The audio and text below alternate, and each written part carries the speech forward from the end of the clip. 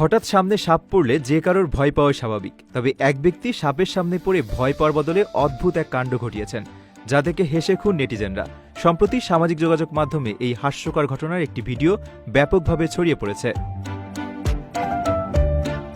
Viral ভিডিওতে দেখা যায় জলাভূমির পাশের একটি কর্দমাক্ত মেঠো পথ দিয়ে হেঁটে যাচ্ছিলেন এক ব্যক্তি। হঠাৎ পানি থেকে একটা সাপ ফনা তুলে রাস্তায় উঠে আসে।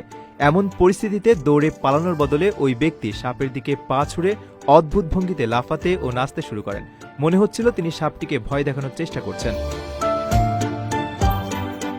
সামাজিক যোগাযোগ মাধ্যমে এক্সে ট্রান থাই হোয়া নামের একটি অ্যাকাউন্ট থেকে ভিডিওটি শেয়ার করা হয়। মজার এই ভিডিওর ক্যাপশনে হাস্যরস করে লেখা হয়েছে, আমাকে দেখলে তুমি ভয়ে পালাবে, আর পালানোর সময়ও ভাববে ঘটনাটি কতটা দুর্বল হতে পারে। ভয়ঙ্কর হতে পারত এমন একটি পরিস্থিতিকে ওই ব্যক্তি যেভাবে হাস্যকর রূপ দিয়েছেন তা মানুষকে দারুণ বিনোদন দিচ্ছে।